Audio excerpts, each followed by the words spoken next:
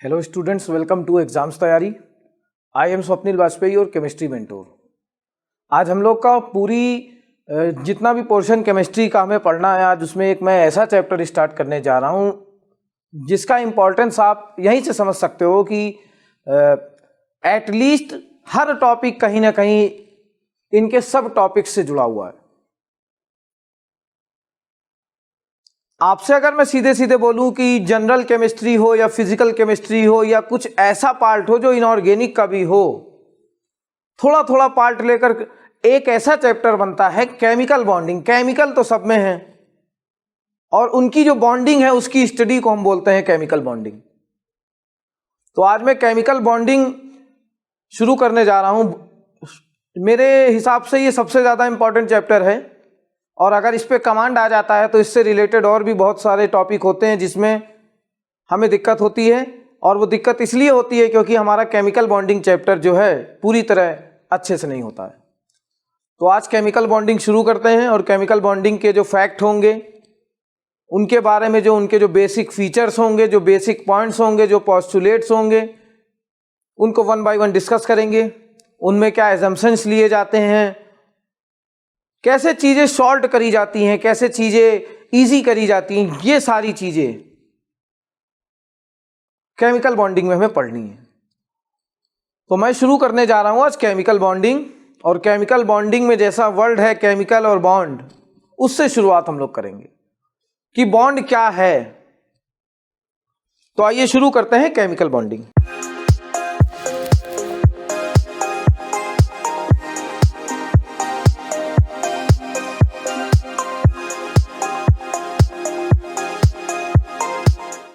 Chemical bonding. Chemical bonding में आपको बहुत सारी बातें याद रखनी है। इन बातों को याद करने के लिए मैं हर टॉपिक में आपको कुछ ऐसी ट्रिक्स बताऊंगा, कुछ ऐसे कॉन्सेप्ट बताऊंगा, कुछ ऐसे पैरामीटर्स बताऊंगा जिसमें आपको ये टॉपिक बहुत इजी लगेगा। और ये एक ऐसा चैप्टर है जो हर एग्जाम में अच्छे खासे मार्क्स में पूछा जाता है और इससे जुड़े हुए जो टॉपिक्स होते हैं उनसे भी क्वेश्चन आते हैं। तो इनकी स्टडी हमें जब करनी है तो इनके एक एक पॉइंट को क्लियर करना है। उसके साथ साथ जो हमारा फोकस रहेगा इस चैप्टर में वो ये रहेगा कि केमिकल बॉन्डिंग का जो चैप्टर है उसके कंटेंट को हम कैसे अच्छे से रिप्रेजेंट करें, और जब हमारे पास क्वेश्चन आए तो उस क्वेश्चन को कैसे हम सबसे कम टाइम में सॉल्व कर सकें। अगर हम सबसे कम टाइम में सॉल्व कर रहे हैं तो हम रेस में बने हुए हैं, हम कंटिन्यू हैं और हम अच्छा परफॉर्म कर रहे हैं। अगर हम वैसे ही क्वेश्चन सॉल्व कर रहे हैं जैसे सब कर रहे हैं तो कहीं ना कहीं हम उस हिसाब से कंटिन्यू नहीं चल रहे हैं। तो केमिकल बॉन्डिंग चैप्टर में मेरा पूरा फोकस रहता है कि ऐसा मैं आपको क्या बताऊं जिससे आपको डायरेक्ट आंसर मिलने लगे। तो ऐसी बहुत सारी ट्रिक इस चैप्टर में आपको मिलेंगी, ऐसी बहुत सारी चीजें आपको जानने को मिलेंगी जो केमिकल बॉन्डिंग में आपको नहीं पता है। कुछ ट्रिक्स ऐसी होंगी कि आपने देखा और डायरेक्ट आंसर बता दिया, कुछ ट्रिक्स ऐसी होंगी जो सिंपल कैलकुलेशंस वाली होंगी, ऐड करना है, माइनस करना है, इस तरह से। तो हम शुरू करने जा रहे हैं केमिकल बॉन्डिंग। और केमिकल बॉन्डिंग का जो हमारा वर्ड है केमिकल और बॉन्डिंग, तो बॉन्डिंग वर्ड के बारे में अभी हम डिस्कस करते हैं आपसे। बॉन्डिंग क्या होती है, बॉन्डिंग है क्या, व्हाट इज बॉन्डिंग। हमेशा याद रखिएगा कि केमिस्ट्री की जो स्टडी होती है वो नेचर से रिलेट करके पढ़ेंगे तो बहुत अच्छा लगेगा और आपको समझ में भी बहुत ज्यादा आएगा। केमिस्ट्री की जब स्टडी करते हैं तो जो नेचर से रिलेशन होता है, बॉन्डिंग का मतलब होता है एक तरह से हम कह सकते हैं, तो हम ये कह सकते हैं फ्रेंडशिप। तो हमारा जो यहां पर बॉन्डिंग का कॉन्सेप्ट आएगा वो मैं बिल्कुल ऐसे ही समझाऊंगा। बॉन्डिंग कब होती है, फ्रेंडशिप कब होती है। आमतौर पे जब मैं अगर आपसे बोलूं कि फ्रेंडशिप कब होती है, जब कहीं ना कहीं जो दोनों पर्सन्स होते हैं उनके बीच में इंटरेक्शन जो होता है वो ठीक ठाक होता रहता है और आवश्यकता होती है उस चीज की, इसलिए बॉन्डिंग होती है, इसलिए फ्रेंडशिप होती है। उसी तरह केमिस्ट्री की जब हम बात करते हैं तो जो एटम है, एटम्स को एक दूसरे की हेल्प चाहिए होती है। हेल्प क्यों चाहिए होती है ये मैं आपको बताऊंगा। एटम को एक दूसरे की हेल्प चाहिए होती है, इसलिए वो एक दूसरे से बॉन्डिंग करते हैं। तो बॉन्डिंग है क्या, आपसे कभी भी कोई पूछे व्हाट इज बॉन्ड, तो bond is a force of attraction. Bond is a force of attraction between the atoms और मॉलिक्यूल। बॉन्ड क्या है? फोर्स ऑफ अट्रैक्शन है। अट्रैक्शन क्यों है? अट्रैक्शन होगा तभी तो बॉन्डिंग होगी। बॉन्डिंग के लिए अट्रैक्शन वर्ड नेसेसरी है। विदाउट अट्रैक्शन बॉन्डिंग नहीं हो सकती। तो हमेशा याद रखिएगा बॉन्ड क्या है। अगर आपसे कोई पूछता है बॉन्ड क्या है, तो आप कहोगे bond is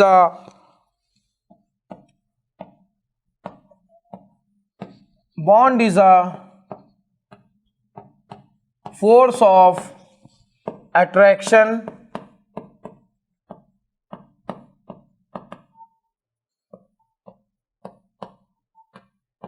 between the atoms. Atoms के बीच में जो फोर्स ऑफ अट्रैक्शन होगा उसे हम क्या बोलेंगे? उसे हम बोलेंगे बॉन्डिंग। ठीक है। तो अब हमने जब ये जाना बॉन्ड क्या होते हैं, तो कोई एलिमेंट किसी दूसरे एलिमेंट के साथ, कोई एटम किसी दूसरे एटम के साथ बॉन्ड बनाता है, तो क्यों बनाता है? तो सबसे पहले याद रखिएगा जो बॉन्डिंग का जो पहला कॉन्सेप्ट होता है वो ऑक्टेट कंप्लीट करने के लिए होता है। ठीक है। ऑक्टेट कंप्लीट करने से क्या होगा? हमारा जो ओवरऑल कंपाउंड होगा वो स्टेबल होगा, और पूरी केमिस्ट्री में जितने भी कंपाउंड है सब स्टेबल होना चाहते हैं, तो इसलिए वो बॉन्डिंग करते हैं। बॉन्डिंग किस लिए करते हैं? ऑक्टेट कंप्लीट करने के लिए। ऑक्टेट कंप्लीट होने से क्या होता है? स्टेबिलिटी आती है। ठीक है। तो अब हम बात करते हैं बॉन्ड के जो टाइप्स होते हैं, टाइप्स ऑफ बॉन्ड की।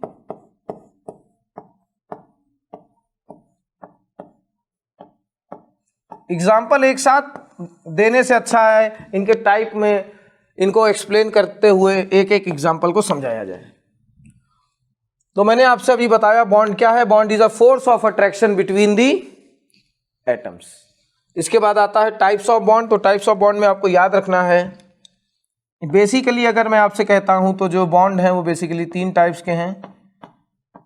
इलेक्ट्रोवैलेंट बॉन्ड,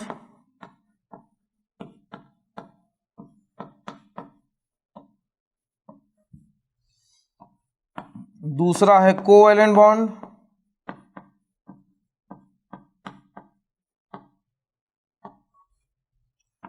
तीसरा है कोऑर्डिनेट बॉन्ड।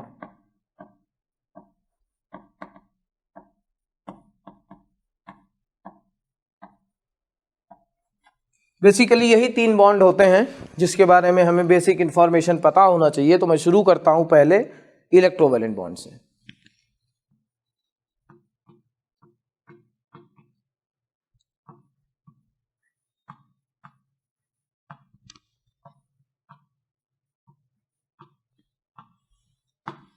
इलेक्ट्रोवैलेंट बॉन्ड से इलेक्ट्रोवैलेंट बॉन्ड क्या होता है? इलेक्ट्रोवैलेंट बॉन्ड जो होता है कैसे बनता है? तो पहले तो याद रखिए इसे आयनिक बॉन्ड भी बोलते हैं, क्योंकि आयंस फॉर्म होते हैं इसमें। इसे आयनिक बॉन्ड भी बोलते हैं। और ये बनता कैसे है मैं आपको बताने जा रहा हूं। हमेशा याद रखिए this type of bond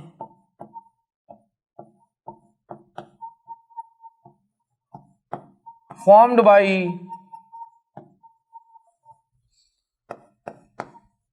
transfer of electron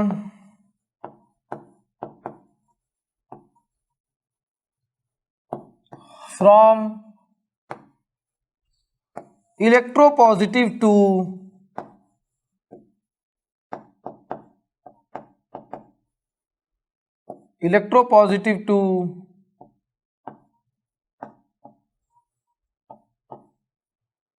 electronegative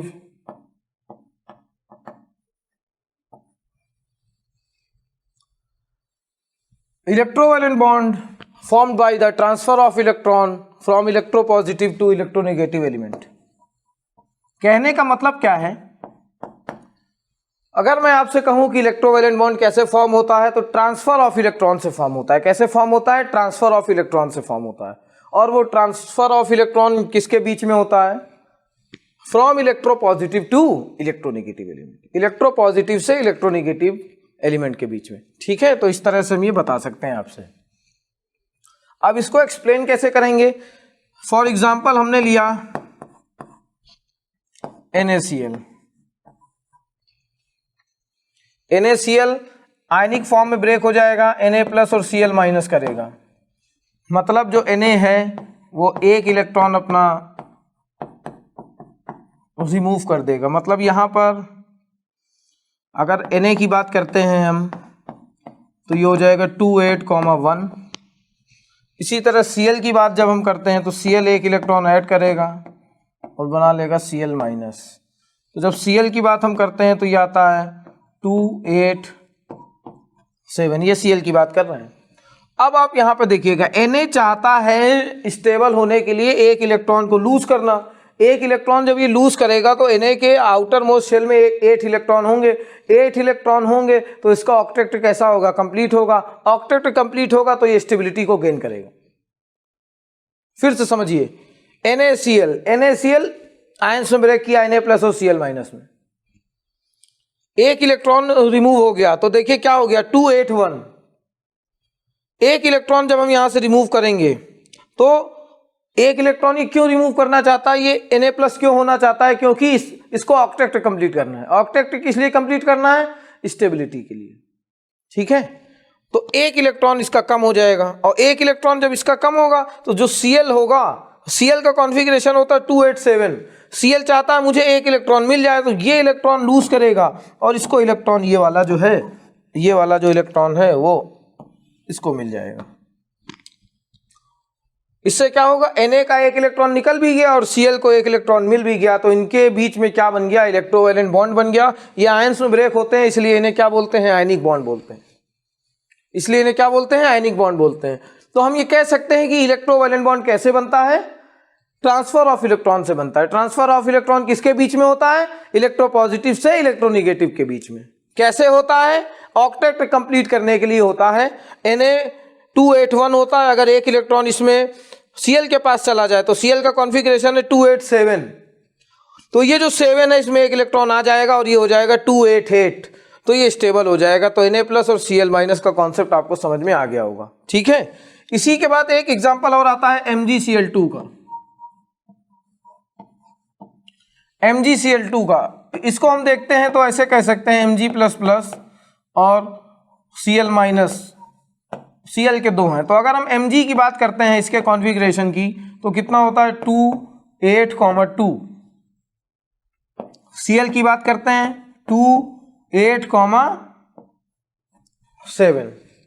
और यहां पर कितने एटम्स हैं, Cl के दो एटम्स हैं 2 8, 7। ठीक है, तो अब मैग्नीशियम क्या चाहता है, मैग्नीशियम Mg+2 होना चाहता है। मैग्नीशियम चाहता है कि मैं Mg2+ हो जाऊं। क्यों हो जाऊं, क्योंकि उससे वो स्टेबल हो जाएगा। 2 इलेक्ट्रॉन इसके निकल जाएंगे और ये 2 इलेक्ट्रॉन जब इससे निकलेंगे तो आखिरी में जो आउटर मोस्ट होगा उसमें कितने इलेक्ट्रॉन होंगे, 8 होंगे। और 8 होंगे तो कैसा होगा, स्टेबल हो जाएगा। तो ये जो 2 इलेक्ट्रॉन निकले हैं, अगर मैं बात करूं तो ये एक एक इलेक्ट्रॉन अलग अलग होके ये किसके साथ जाएंगे, Cl के साथ जुड़ेंगे। किसके साथ जुड़ेंगे, Cl के साथ जुड़ेंगे और क्या बनाएंगे, Cl माइनस बनाएंगे। क्या बनाएंगे, Cl माइनस बनाएंगे। तो देखिए यही ओवरऑल प्रोडक्ट हमारा बन रहा था। हमारा जो समझने का कॉन्सेप्ट था वो यही था कि इसको आयनिक फॉर्म, आयनिक बॉन्ड क्यों बोलते हैं, क्योंकि आयनिक फॉर्म में ब्रेक हो रहा है। ठीक है, और कैसे इस पे इतना चार्ज आ रहा है, ये सारी बात आपको समझ में आ गई होगी। क्लोरीन में 2 8 7 होता है तो 7 है, अगर एक इलेक्ट्रॉन और हो जाएगा तो ये भी स्टेबल हो जाएगा। तो ये एक इलेक्ट्रॉन, इसके 2 इलेक्ट्रॉन को हमने एक एक इलेक्ट्रॉन में ब्रेक किया और एक एक क्लोरीन एटम में ऐड कर दिया तो ये Cl माइनस हो गया। तो इसका भी कॉन्फ़िगरेशन अब क्या हो जाएगा, Cl माइनस का 2 8 8। Cl माइनस की बात कर रहे हैं, Cl माइनस के लिए इसका कॉन्फ़िगरेशन ये हो जाएगा और Mg के लिए तो आपको बता ही दिया है। तो इस तरह से आयनिक बॉन्ड जो होता है बॉन्ड बनाता है। ठीक है, और एक क्वेश्चन आता है कि इलेक्ट्रोवैलेंट कंपाउंड क्या होते हैं। तो हमेशा याद रखिएगा कि दोस कंपाउंड्स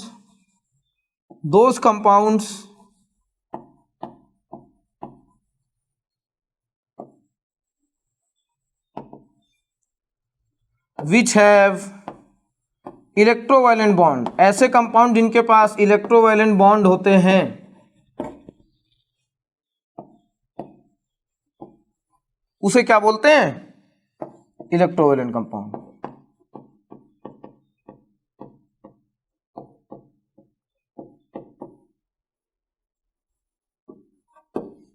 इलेक्ट्रोवैलेंट कंपाउंड बोलते हैं।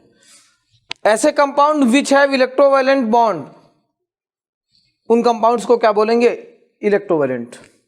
कंपाउंड बोलेंगे। इनका मेल्टिंग पॉइंट, इनका बॉइलिंग पॉइंट कैसा होता है, ज़्यादा होता है, इसको याद रखिएगा। हमने आपको क्या बताया, शुरुआत करी केमिकल बॉन्डिंग की। सबसे पहले बताया बॉन्ड क्या होता है। Bond is a force of attraction between the atoms. For example H2 हो गया, H2 हो गया, Cl2 हो गया, NaCl हो गया, ओजोन हो गया, इस तरह से, ठीक है। इसके बाद हमने देखा types of bond, electrovalent bond, covalent bond, coordinate bond. Electrovalent bond की बात करी, इसे आयनिक बॉन्ड भी बोलते हैं। आयनिक बॉन्ड क्यों बोलते हैं, क्योंकि आयंस में ब्रेक हो जाता है। तो this type of bond form by the transfer of electron from electropositive to electronegative. तो इलेक्ट्रोपॉजिटिव से जब इलेक्ट्रोनेगेटिव में इलेक्ट्रॉन का ट्रांसफर होता है तो हम ये कह सकते हैं जो हमारा बॉन्ड बनता है उसे क्या बोलते हैं, इलेक्ट्रोवैलेंट बॉन्ड बोलते हैं, ठीक है। NaCl था तो Na से एक इलेक्ट्रॉन हट जाएगा, क्यों हटेगा, क्योंकि Na का कॉन्फ़िगरेशन होता है 281, अगर 1 हट जाएगा तो ये 28 हो जाएगा, स्टेबल हो जाएगा। और ये जो एक इलेक्ट्रॉन हटेगा ये Cl के पास जाएगा, क्यों जाएगा, क्योंकि Cl का कॉन्फ़िगरेशन 287 होता है। Cl चाहता है ये इलेक्ट्रॉन इसके पास आ जाए, तो इलेक्ट्रॉन का ट्रांसफर इलेक्ट्रोपॉजिटिव से कहाँ हो गया, इलेक्ट्रोनेगेटिव में हो गया। कंपाउंड हमारा क्या हुआ, NaCl हो गया। इसी तरह MgCl2 हमने लिया है। Mg में 282 होता है, 2 इलेक्ट्रॉन आउटर मोस्ट शेल में थे, तो हमने इसमें देखा कि Cl भी हमारे 2 हैं, तो एक एक इलेक्ट्रॉन हमने Cl को दे दिए। इससे इनका भी ऑक्टेट कंप्लीट हो गया और इनका भी हो गया और फॉर्म्ड हो गया MgCl2। उसके बाद मैंने आपको बताया ऐसे कंपाउंड जिनमें इलेक्ट्रोवैलेंट बॉन्ड होते हैं उन्हें इलेक्ट्रोवैलेंट कंपाउंड बोलते हैं। इनका मेल्टिंग और बॉइलिंग पॉइंट हाई होता है। तो मुझे उम्मीद है आपको इतना समझ में आया होगा। For more information, download the app now from Google Play Store.